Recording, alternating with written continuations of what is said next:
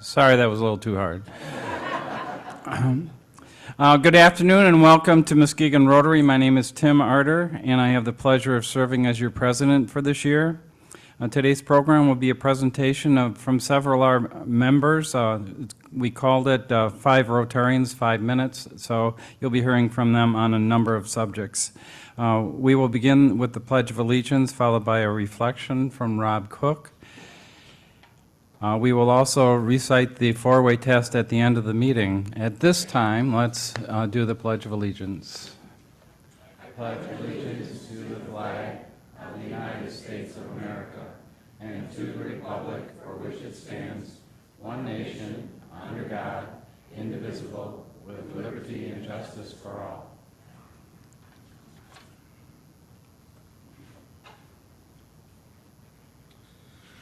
Hello all. Our reflection for today is this green pepper that I am holding in my hands. I took this green pepper from Kids Food Basket, which I know sounds bad.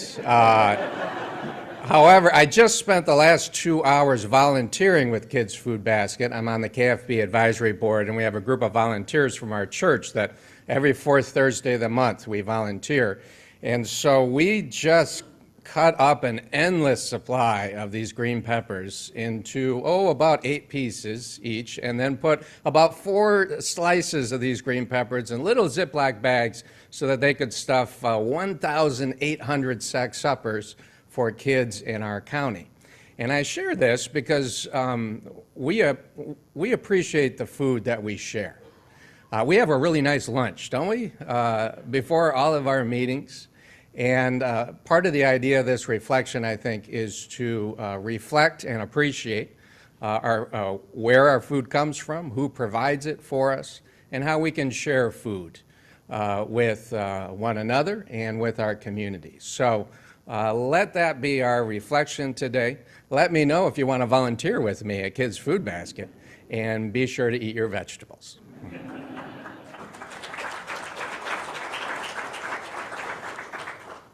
Thank you, Rob. We will, just a note to you, we will have a slightly shorter lunch period today due to the induction of 2 new members and to make some Paul Harris Plus awards. At this time, you can return to your seats and enjoy your lunch. We will resume in a little while. Thank you. At this time, would Rotarians with guests and visiting Rotarians please come forward?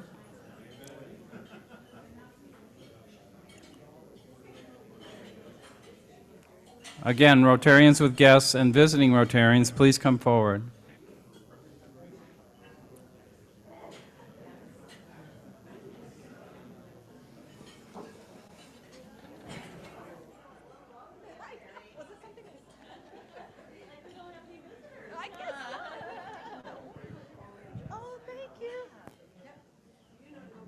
Yeah, I know where I'm going.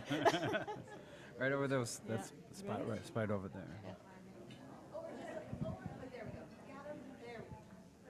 Good afternoon, Rotarians. I'm proud to have my husband, Dr. Larry Jenkins, with me visiting today, and hopefully he will be a future Rotarian with me. Thank you. Amen.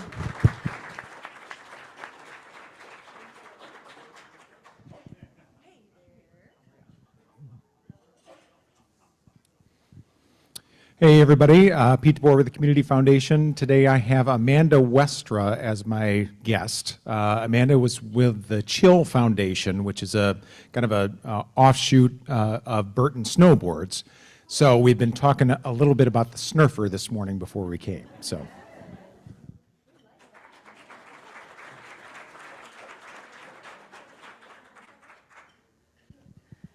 Good morning, everybody. I have my friend here, Cindy Johnson.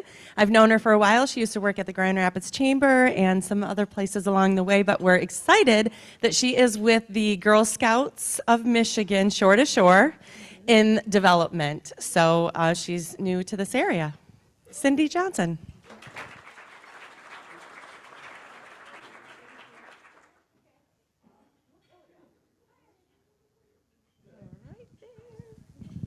Good morning, fellow Rotarians. My guest was a former member of this club many years ago. And so, but this time she's just my guest.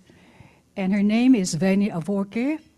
And she worked for Brunswick as accountant. Long time ago as accountant. So she has really been retired for more than 30 years. Thank you.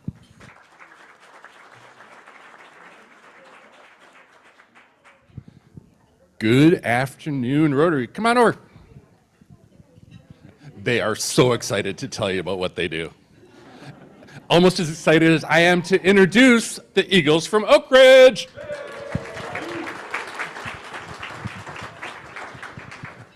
To introduce two of the seniors is Kurt Kiesken. He is one of the counselors at the high school. First of all, I'd like to thank you guys. 2 years ago, I brought a set of twins here, and they made a couple connections and a couple introductions, and they were just accepted into the U.S. Naval Academy. So that's kind of a big deal. So it's the second student ever from Oak Ridge to go to the U.S. Naval Academy, so we're really proud of that. And today I have with me two of Oak Ridge's finest this year, and I'll let them introduce themselves. Hi, my name is Madison Bowen. I'm a senior at Oak Ridge High School. After high school, I plan to attend the University of Michigan, and I want to major in psychology, and then I plan to attend a law school and become a corporate lawyer.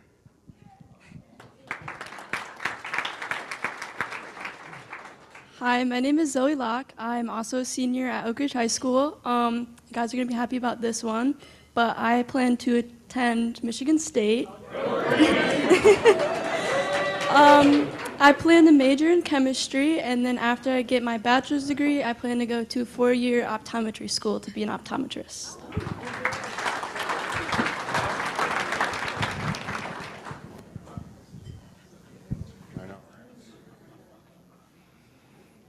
Well, that was quite the shout-outs today. At this time, I'm going to turn the podium over to Dave Alexander, who's going to introduce the program and serve as moderator also.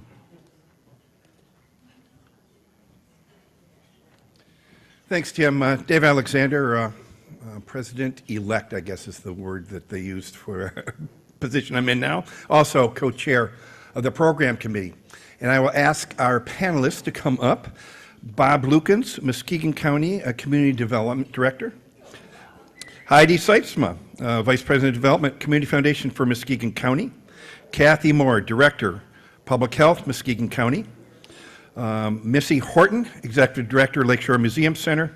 And Randy Lindquist, Superintendent of the MAISD, Muskegon Area Intermediate School District.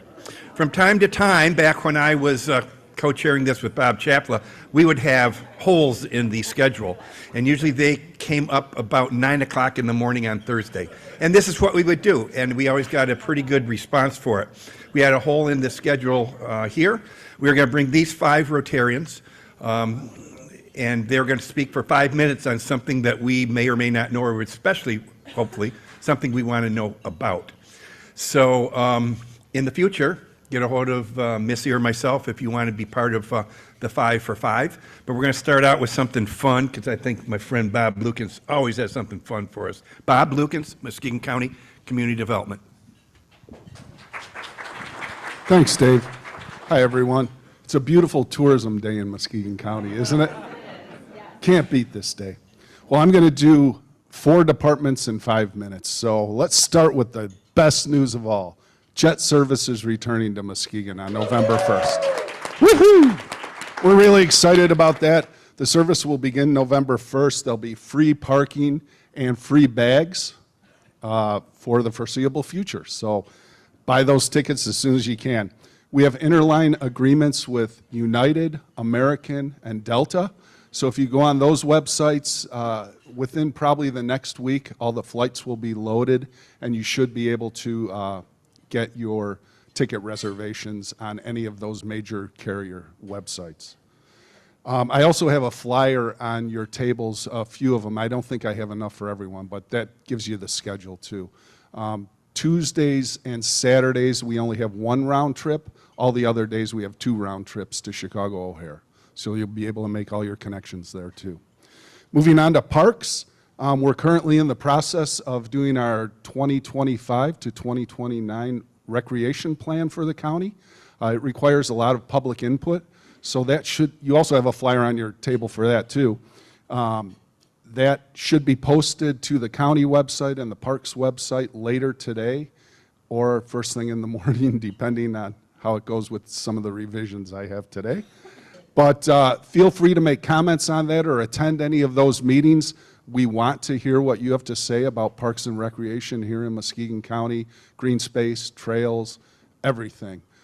So take a look at that if you get a chance online, and there will be copies, hard copies at libraries and in other locations throughout the county too. Moving on to MATS, you've probably heard the discussions about the possibility of a transportation authority. Those talks are progressing with the 4 communities that are involved: Muskegon, Muskegon Heights, Norton Shores, and Roosevelt Park. Muskegon Heights has already advanced it in their city council. I think they'll have a final vote maybe next week. And then the other communities will be bringing it to their city councils for approval. And then finally, the Heritage Landing, the waterfront plan. You've probably heard about that too. It's been in the news. I think earlier this week they were talking about the Clipper potentially moving down there. So that's a big potentially, but you know, we'll see how that all shakes out. And this is a concept plan for the entire waterfront from in the downtown area, from Heritage Landing basically to Terrace Point and that general area. So you'll see a lot more information coming out about that, and there'll probably be some public meetings on that too in the future. So keep your eyes open. It's an exciting plan. And it should be finalized probably within the next couple of weeks. And that's all I have, so I'll pass it on. He did that in 3 minutes. All right, Bob. Woohoo! You get what down here? Yeah. No, that's just for you. That's your cue. Missy Horton, Lakeshore Museum Center. Hi, everybody. So I get the pleasure of being the executive director for the Lakeshore Museum Center, which is, like Bob said, many different museums under one name. So I'm going to try in 5 minutes to give you some highlights from all 3 of them. So first of all, the Hackling Hume Historic Site, or our historic sites. You have probably noticed that there has been a lot of construction vehicles there, not only this summer, but even last year. And that is because we are doing an extensive renovation project there. We have been working on everything from roofs to turrets to fire barn doors to chimneys.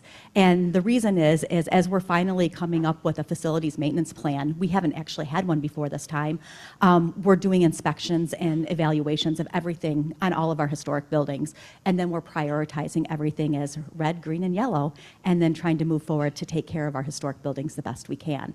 And so I'm very happy to say that we just finished the Hackley roof. So if you haven't seen it, it still smells incredible because it's cedar, and I always joke that it looks like Hackley gold, so that's where the gold's at. It's on that roof. Trust me with the cost, it's up there. And I'm pleased to say, with the help of a state grant that we are awarded, with the help of Representative Snyder, we're going to be working on the Hume roof next spring and the barn roof, and then we'll be moving on to the Hackley front porch also next year. Probably that's going to be more in the fall. And then we are also going to be addressing 2 chimneys, one on each house, that we just found out a couple weeks ago are in critical condition, so they need to be rebuilt before they detach from the homes. So there's going to be a lot of stuff in the next couple of years that are going on there as we continue to take care of these gems that are such a pride for the community. And then programming side, it's almost October, and if you have never been on the obituary tours at the historic sites, I highly recommend that you go while there's still tickets. This is a really fun program where you get to hear about the people that died in the homes, which everybody sometimes has that morbid curiosity, but also how the Victorian funeral practices tied into the houses and what they did during those ceremonies. So it's kind of a, I wouldn't call it creepy, but a little spooky, but very informational too and fun. And then after October wraps up, we quickly change gears in November and we turn around and we invite all of our community partners in and we decorate the homes for the holidays. And so that'll be the next thing there. So the Muskegon Museum of History and Science. Right now, we have dinosaur bones. So if you like dinosaurs like I do, come, you got till the end of the year, through December, to see this exhibit. And the best thing about this exhibit is once a month, the paleontologist who curated it, he comes in and he's actually working on his Triceratops bones right there in the exhibit, and you can interact with him. So people can ask him questions, you can ask him what he's doing. He loves to talk to visitors. And so if you haven't seen that, come on down. And after that, I'm really proud to say this, there's going to be an exhibit in the first of the year, and this is going to be a partnership with 7 other Muskegon museums, and this was the brainchild of Judy Hayner. I don't know if she's here or not, but we're all going to be celebrating the 80th anniversary of the end of World War II together. And so the LST, the Silversides, the Clipper, our museum, the Business and Industry Museum, the Muskegon County Art Museum, the Montague Museum, we're all going to work together to tell the story of how important Muskegon was during World War II and all the things that came about because of it. So we're all telling a different piece. And so I think that's going to be a very unique experience for this community, because what other community can say not only that they had such an important investment in World War II and contribution, but also that they have 7 museums that can tie in and help tell that story. So look forward to seeing that in 2025. At the Business and Industry Museum, one of the fun things that we had this year is we were able to procure with a donation a industrial knitting machine. So the Amazon Knitting Factory is one of the stories that we tell there, and they took basically from fleece to garment, and they produced different clothing and socks and underwear.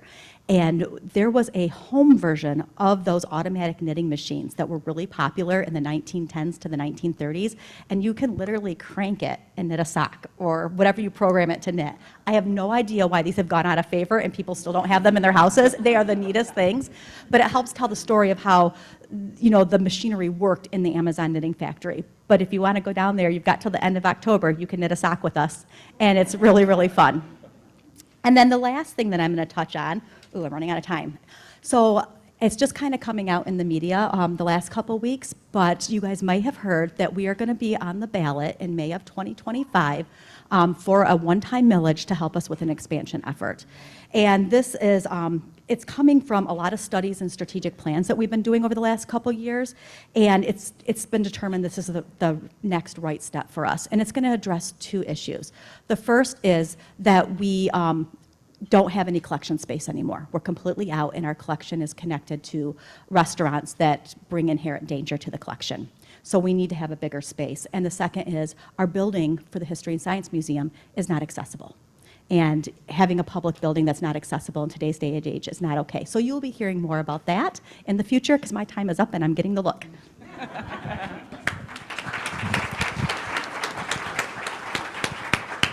Next up, Heidi Seitzma from the Community Foundation for Muskegon County. Thanks, Dave, and thanks for having the Community Foundation be part of this. So for those of you who may not be as familiar with us, we are a nonprofit. We've been around since 1961, and we cover all of Muskegon County, and our vision is to build a vibrant community with great opportunities for all. We approach that through building endowment, which is permanent resources that people give to the Community Foundation to support this community forever, or something that they love about it. So 5 years ago, our board adopted a strategic plan that identified 3 areas after a community-wide survey where they thought we should focus our efforts. And these were not new areas, a new work for us, but a new focus on some existing things. So I'm going to give you updates on those. The 3 areas are education, community and economic development, and diversity, equity, and inclusion. So in terms of education, we're excited to have awarded 17 of our new Welcome Home scholarships so far already in the last year or two. And what those do, it's a reverse scholarship that actually pays educators a scholarship to choose to move into Muskegon County and work in our public schools to bring that talent into our community. We also continue to invest in our adult student scholarship program to help grow the talent pool and the skills of those who are already living and working here. And an exciting thing is that there are now 13,000 kindergartners through sixth graders across Muskegon County who have Kickstart to Career education savings accounts, which the Community Foundation has seeded with a $50 initial deposit, and it's paired with curriculum and incentives and opportunities for them to deposit to it. But it really encourages these kids. The design is to help them dream big and think about what their future is after high school. In terms of community and economic development, you've heard about the countywide housing study that was done. The Community Foundation leaned in on that with some funding and leadership. And as a result of that, we are partnering with Muskegon County and with GMED to fund a new position that will focus on increasing housing availability, accessibility, and affordability across the county. And that position it's open, so if you know of someone who would be great for that, please spread the word. And we're also exploring a grant package. If you can't tell, this is not my area of expertise, so I'm using my notes, but we're exploring a grant package to incentivize housing efforts, which might look like zoning reform, development incentive packages, and some first-time homeowners assistance and education. So in terms of diversity, equity, and inclusion, most of you are familiar with MCC's Office of Diversity. Ken James, who's a Rotarian here, we helped lean in on that as well and provided and rallied some funding for it. And we continue to offer scholarships to nonprofits to participate in the DEIB trainings that office offers. Another thing that we've done is to create a giving circle made up of younger community members that represent all of Muskegon County's diversity. And that group has named itself LEAD, which stands for Leading Efforts Against Discrimination. We have several leaders in the room here, and Pete is kind of the point person on our team that heads up that work. That group has collectively given over $65,000 into the Community Foundation LEAD Fund, and they have granted out together $24,000 to DEI-focused projects in just the last few years. And then we've also provided support to help build some community-led initiatives like the Business Equity Initiative Fund. I'm looking at Nancy and Mary Ann here. To build that fund and to build the Love is Love LGBTQ plus fund. And there are representatives on both of those community steering committees through Rotary as well, Rotarians participating. And one other thing we've done is create what we call strategic funds.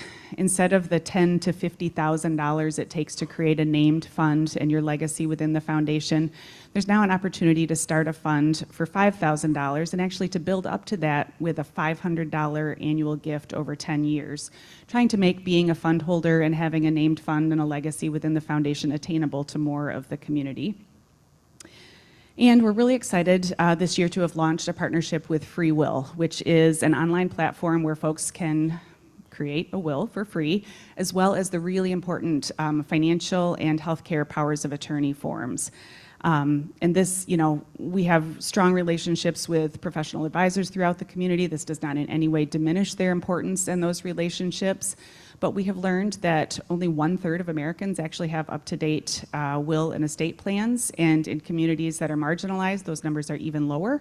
And so this is an opportunity to bring that work and access to more people for that important planning. And finally, just wanted to make sure there's stuff on the tables, but our annual gathering is coming up on Friday, October 11.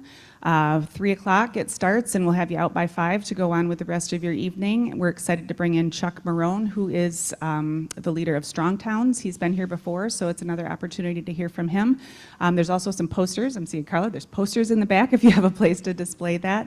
And we're really excited to honor Dr. Dick and Lynn Camps with the annual Impact Award. So thank you for this opportunity. Thank you to those who give and make the work possible. Next up, Kathy Moore from Public Health, Muskegon County. Kathy.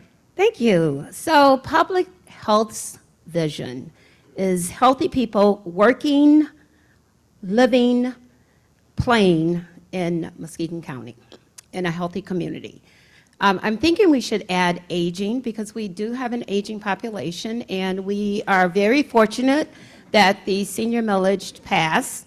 That money is levied, of course, to the taxpayers, collected in the public health department, and then distributed to senior resources as a grants administrator for the community grants in an RFP process, and then also to our municipalities. And they are all making very efficient and needed use of that money. We do many things in public health, so I only have two things I really want to talk about. Some environmental health updates. It's been a busy summer for our environmental health department, just inspecting campgrounds, lots of campgrounds. We inspect public swimming pools. And some of the busiest would be our beach monitoring and reports of E. coli and algae blooms, where we work with the municipalities. We do the testing in partnership with Grand Valley State University. If there is an exceedance or something of concern, we work with the municipalities to publish or post an advisory. And that's working out. It works out. And then PFAS. We've been doing follow-up with PFAS investigations. We're not creating the PFAS, and we are not determining where it is tested or monitored, but we do work with the residents if there's an exceedance in helping to get them water filters or possible long-term solutions to PFAS exceedances. The other thing I wanted to really highlight and maybe even have an ask, we as public health agency, we always want to be good stewards of our public funds. We don't compete or duplicate with taxpayer dollars. So we are expanding our partnerships and collaborative efforts to make very efficient use of limited dollars. We will, of course, continue to work with our traditional health and human service agencies like United Way, Access Health, Trinity Health, just the Health Project. They are amazing community partners for us. But we are also expanding to community-based organizations where these are smaller grassroots organizations that individuals have a passion for helping others, and they are right there in the community, and we are trying to help them grow and be stronger so that our reach would be could grow further.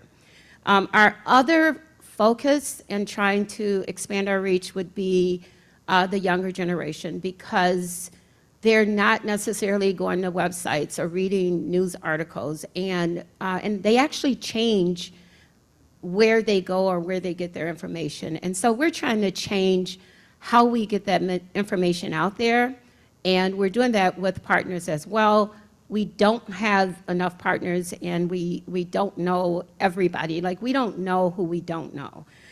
And then where you guys might be able to help us, we really need to expand our reach to rural communities.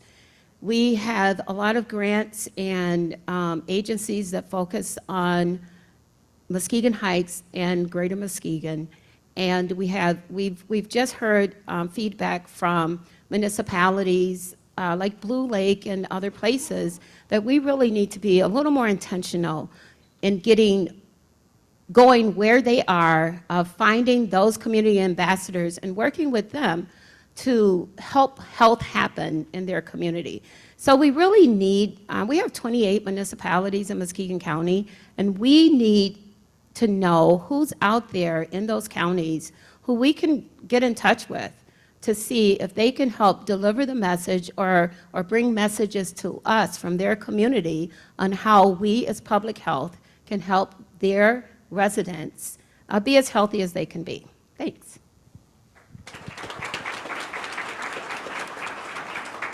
And finally, with a new school year well underway from the K-12 part of our world here in Muskegon County, we got Randy Lindquist, our superintendent of the MAISD.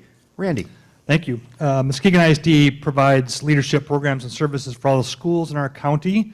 I'm going to try to give you an overview of those programs and services in 5 minutes or less. I do have an outstanding board member in the audience, Lisa Tyler here, so, oh, my goodness, Mike Weesey's also, well, but Lisa more outstanding maybe, I'm not sure. Boy, I can't wait for my next board meeting now, jeez. My bigger critic is behind you, Kevin Donovan, former board member of the ISD, so.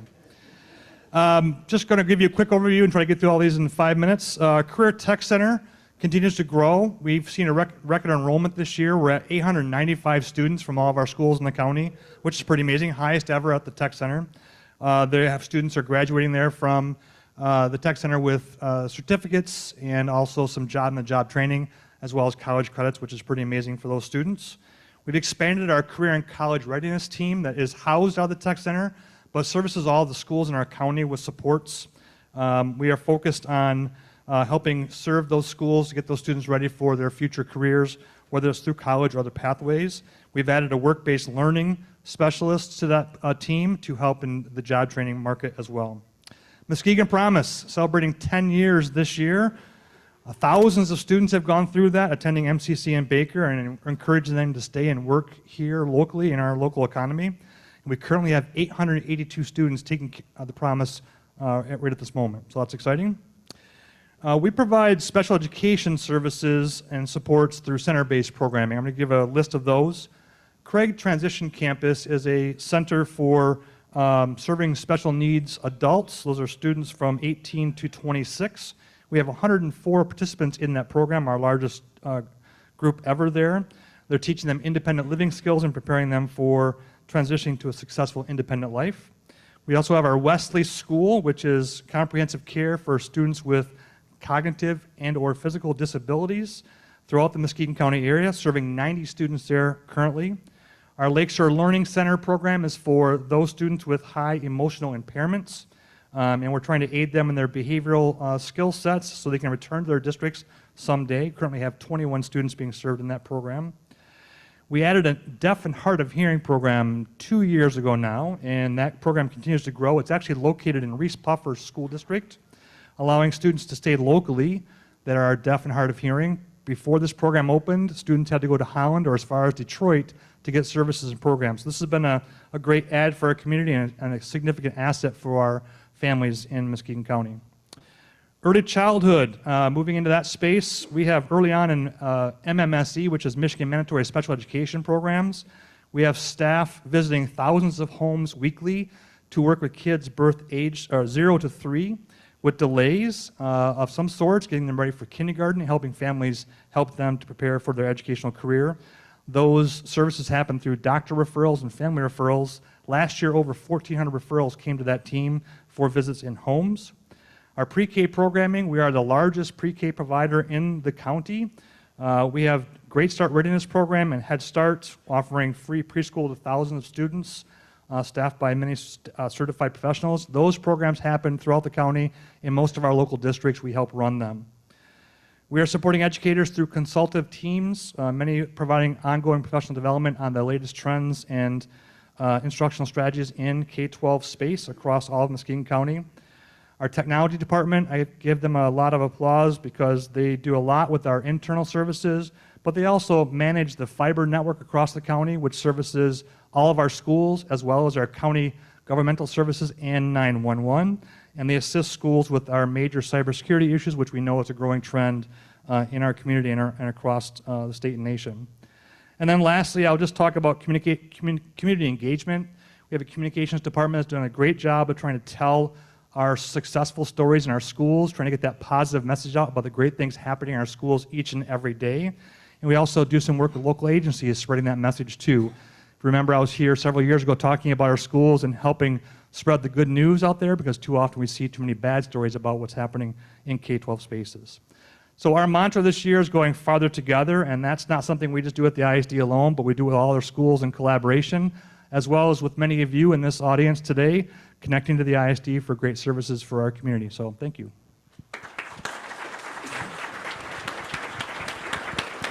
Not only do we have these 5 fantastic community leaders up here sharing what they do on a daily basis, around each one of these tables, there are other people that are making a difference every day.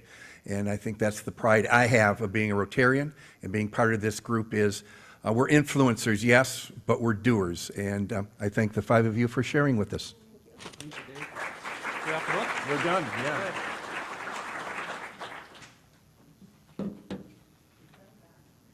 Nice job, Ryan. I'm going to give that to him so it doesn't roll. I want to make note to our presenters today that we will be giving a contribution to Shelter Box, a disaster relief organization that partners with Rotary International worldwide at disasters literally around the world. And we thank you for your presentation today. At this time, we are going to turn to the birthday slide. Long list. Nancy Crandall, September 28th. Andrew Zard and Dimitri Poland, I saw him out there. On the 29th, Bill Locksterman and Carla Flanders, September the 30th. And DJ Hilson and Joanne Stoneburner, October the 2nd. So got a number of twins up there. And for that, we will, if we'll take a moment to sing happy birthday to them. Happy birthday to you. Happy birthday to you. Happy birthday, happy birthday. Happy birthday to you. An important announcement we make weekly. Please consider contributing to the Caring Connection with a $10 birthday card. We have envelopes up front, and there's also in the rim you can hyperlink to a spot where you can make a contribution. At this time, today we're going to spotlight the impact of the Life Leadership Conference on our youth through the eyes of our fellow member who has served as not only a conference staff member but a mentor at the conference. I am Stephanie Tushek, and I am on staff for the Life Leadership Conference. Students arriving on day one, there's a group of us staff out in the parking lot. We're helping them pull all their luggage in. We're sending them in. They're engaging with the Ferris University staff, and they are scared. They are scared. They're questioning, what am I doing here? Who are these people? What is Rotary? And by the end of the week, they are like, I want an Interact Club at my school if they don't have one. I want to go to a Rotary meeting to attend a luncheon and to meet all these amazing Rotarians that are doing things in my community. Also, I now have 100 new best friends and I don't want to leave them. Can the conference please last another week? It's just in those 4 days, the change is mind-blowing. So we had a student from the Houghton Lake Club. He had actually been invited to attend last year and he was too nervous, too scared, didn't want to. And so his Interact leader said, that's okay. Maybe next year you're going to be more comfortable. I'm going to ask you again next year. So that next year was this summer, and he came to the conference. He knew 2 of his other interactors, so he kind of stayed close by them on the first day. Very shy, quiet, kind of participated a little bit. I would say by day 2, he was participating a little more, giving some answers to questions, within his small family group being a little bit more outgoing. And by the last night, we had asked him to MC the talent show because he was so outgoing and so social, and he was talking to everybody in the room. And he actually was the one to win the Conferee of the Year, which is voted on by his student peers that are there with him. So again, 2 things can be true. You can be scared and be excited at the same time.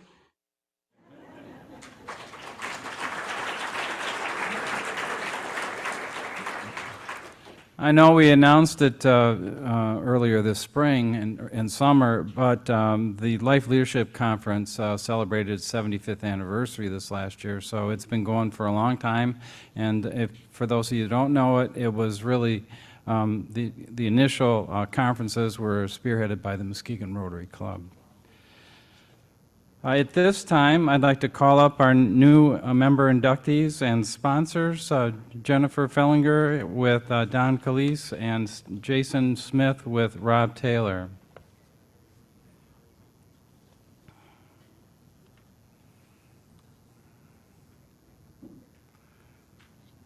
come this way.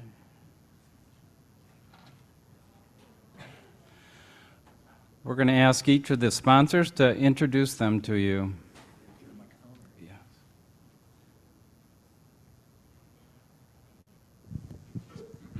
Thank you. Don Kalis here, and if you didn't know, I have two Muskegon Catholic Central students in my house. One's at Michigan State. Go Green, thank you.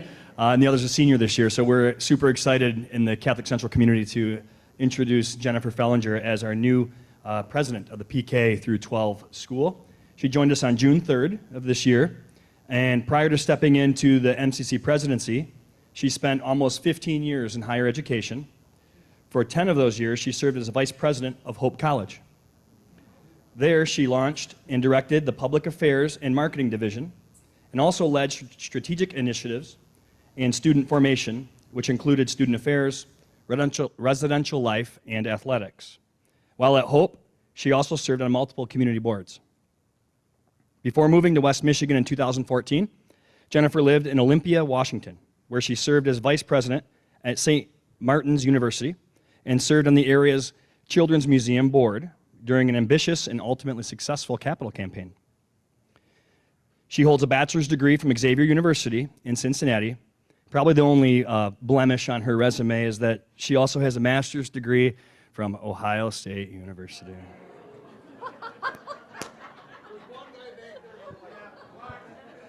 I did go off script there for that one. She's known to grow impatient, waiting for college basketball to begin, and is convinced that March Madness is a holiday worthy of celebration. And much to the chagrin of her Michigander husband and two teenage sons, she will always be a Buckeye at heart. And though these days she's rooting more for the Lions than the Bengals. So go Lions. And most importantly of all, she says she's very excited to be a member of Rotary. So welcome, Jennifer Fellinger.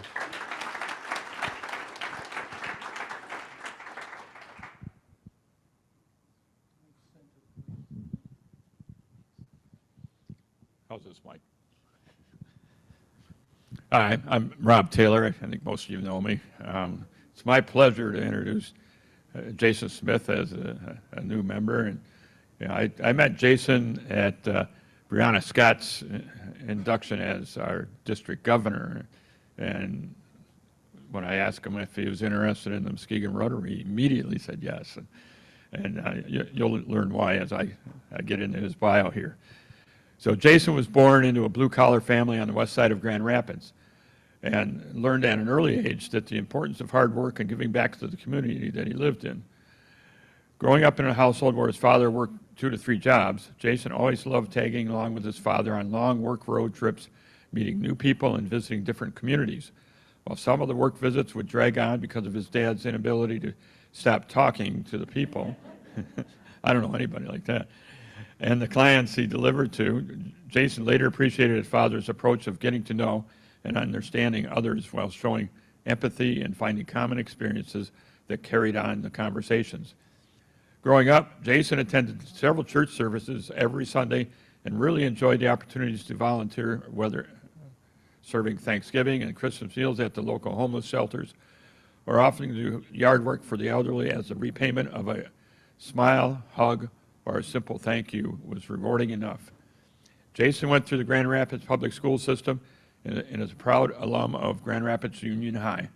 The experiences, friendships, and memories created throughout his GRPS tenure will forever be cherished and molded Jason into who he is today, especially the ability to appreciate, understand, and embrace various ethnicities and cultures.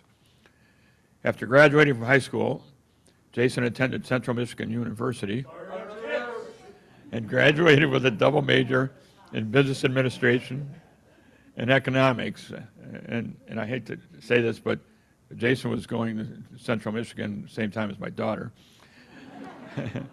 During the last 2 years of college, Jason decided that going into banking was the career path that was best suited for him simply because it involved helping others create and achieve their financial goals. Jason began his banking career at Fifth Third Bank in downtown Grand Rapids, and shortly thereafter moved out to the Lakeshore after having an opportunity to work with Lakeshore Commercial Lending Team, covering Holland to Muskegon. After nearly 13 years and holding various roles, Jason transitioned to the Meketawa Bank, focused more on growing the Grand Rapids market. Fast forward to today, Jason has since accepted a role as a commercial lender at United Bank of Michigan, focused on growing the Lakeshore market from Holland to Muskegon and getting back to the community he currently resides in. While not new to West Michigan, having started over 140 years ago, United Bank is newer to the Lakeshore market, and senior management was very intentional and strategic on expanding into the Lakeshore market, seeing the growth, especially in the Muskegon market, over the last 10 to 15 years. Jason truly enjoys meeting new people and businesses and sharing the history of United Bank, who has been dedicated to serving their local communities and building trusting relationships with individuals, families, and local businesses for over 140 years. Please welcome Jason Smith.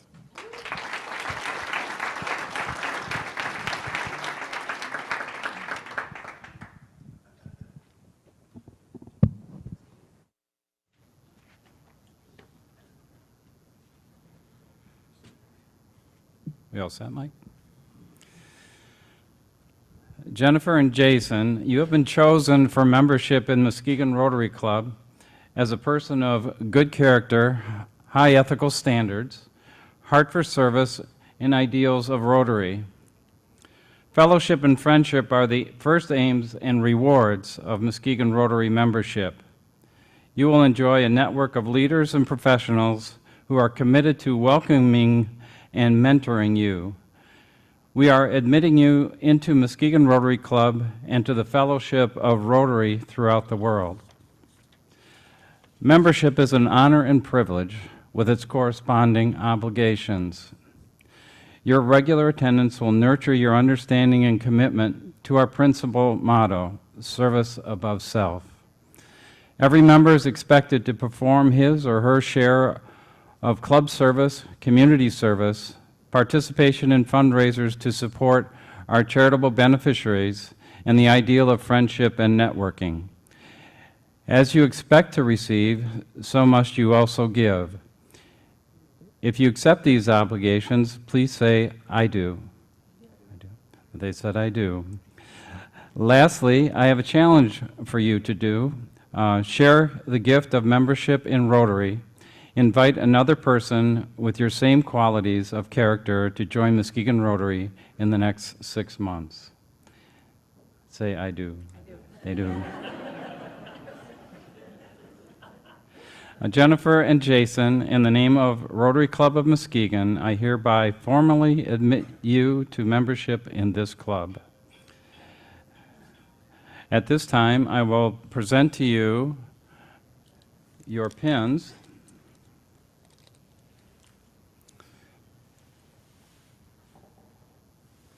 And the four-way test for you.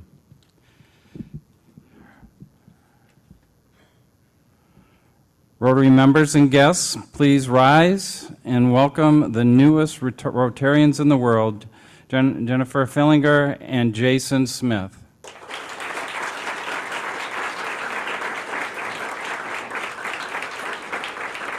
Thank you. Thank you very much. You can be seated. At this time, I'd like to call forward Meredith Smiley.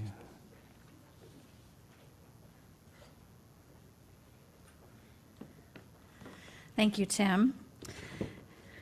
Over the past few weeks, we have honored several of our Muskegon Rotarians and community members for their contributions in support of the Rotary Foundation by awarding each of them with a Paul Harris Fellow recognition. However, becoming a Paul Harris Fellow is a milestone and not a destination. We ask those who become Paul Harris Fellows to continue supporting the Rotary Foundation and recognize them as multiple Paul Harris Fellows as they continue contributing to the Rotary Foundation. With each additional $1,000 donated, a Paul Harris Fellow is presented with a pin with either a sapphire or a ruby, indicating the level of their contributions. We have a number of Paul Harris Fellows plus. Today, we have the privilege of honoring several of these individuals who, in the spirit of Paul Harris, dream good dreams and make them come true. I would like to invite today's honorees to come forward. Marty Seitzema, Paul Harris +1. Jim Fisher, Paul Harris +1. Susan Holkebor, Paul Harris +1. Roger Morgenstern, Paul Harris +1. Bob Skolnick, Paul Harris +2. Kathy Moore, Paul Harris +4. Rem Sprague, Paul Harris +4. Jean Fethke, Paul Harris +4. Wish he was still here to take this award. Ginny Sprague, Paul Harris +5. And Tim Arter, Paul Harris +5 and Paul Harris +6.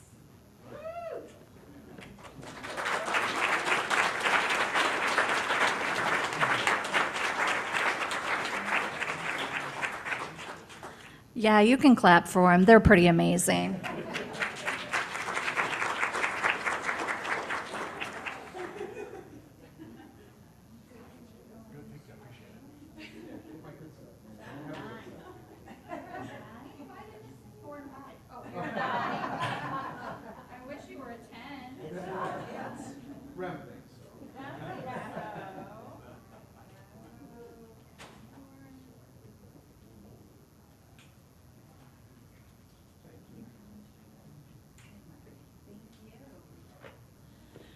Let's hear it one more time for this amazing, amazing group of individuals. Thank you.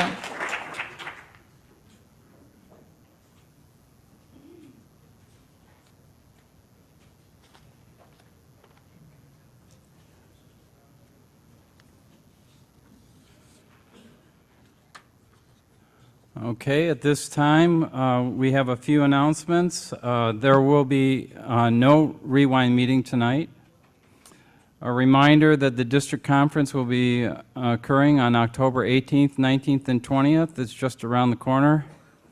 The club is still offering a $100 registration incentive to the first 10 members who have never attended a district conference. There are, as I mentioned, there's still some available. Please contact Christy Nagengast or myself to get the details. You can register by using the link on the rim. Also, you can go directly to the District 6290 website. The program next week will be a traditional Muskegon Rotary remembrance of Rotarians who have passed in the last couple of years. The program itself will last approximately 8 to 10 minutes. The meeting will adjourn about 1 o'clock to enable members and guests to attend and proceed to Rotary Park for a remembrance. This time, Roger, do you have anything on Harvest Fest?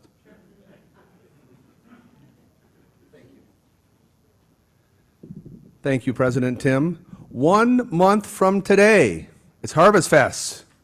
Woo! All right, yeah, all right. And we're still looking for people to attend and people to sponsor. There will be an updated email going out soon, but just to give you an idea, we're in the closing weeks, but we still need, there's so many ways to get involved. You can purchase a ticket. There's been a QR code in the rim. You can click on that and purchase your tickets. We still need sponsors. We're looking for sponsors, not only program sponsors, but in-kind donations, our silent auction, for example. Now, I am a Chippewa, fire up chips, but we would love tickets to maybe MSU or U of M games. I do have a U of M grad. That's where all my money went. So, but we're looking, if you've got some tickets you want to donate to football or basketball, that would be a great thing. If you've got any MSU or U of M swag, we could make it part of a great package. That would be awesome. If you want to volunteer, there will be a hyperlink in the rim that you can click on that and get a discounted ticket if you volunteer the day of the event. And if you, well, we said, yeah, buy a ticket. Please buy tickets, and we challenge you to bring some friends of yours. I'm bringing my dentist and her husband, so there. I don't think I get a free cleaning. But anyway, Harvest Fest, a month from now. Hope to see all of you there. Thank you.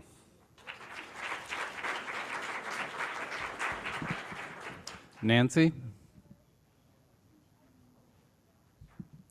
Hi, everyone.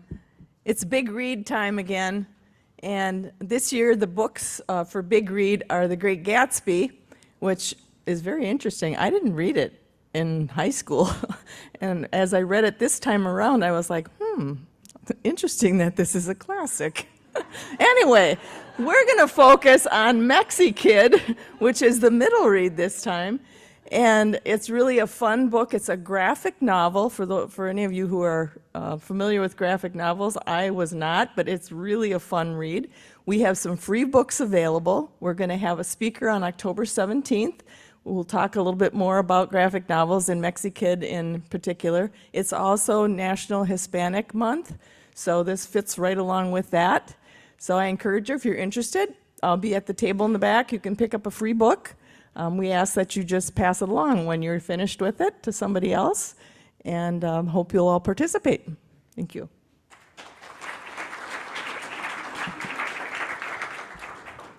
Thank you, Nancy. This Saturday will be the Rewind Satellite Club will be doing its highway pickup. It will please arrive by 8:45. You will be able to finish no later than 11 in the morning. Early in my term of office, we received some concerns expressed in relation to the weekly reflections. After a significant amount of consultation with the Reflection Committee co-chairs, club officers, and members of our club's past leadership, we decided to go in a slightly different direction. We have created a group co-chaired by Kathy Moore and Susan Crane to develop an underlying conceptual framework for presentation of future reflections, along with them being 1 minute in length. We plan to start these reflections starting next week on October the 3rd. And finally, Muskegon Rising episode number 38 will be a conversation with Rob Mathis about City Boy, a beacon of hope in our community. Next, we turn to Eric Seifert to do the raffle.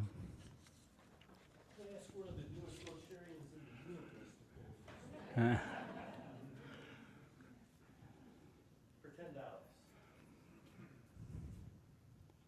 That would be 819. 819. Oh.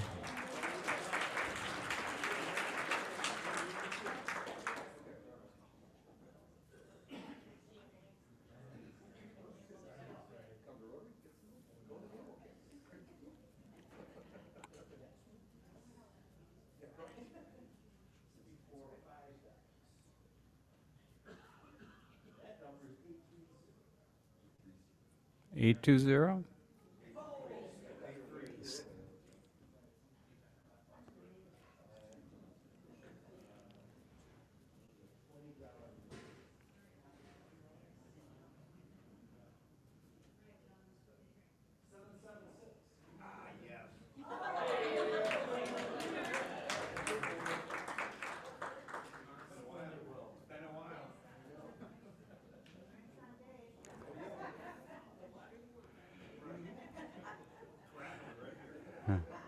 Again, next week's program will be a remembrance of Muskegon Rotarians who have recently passed.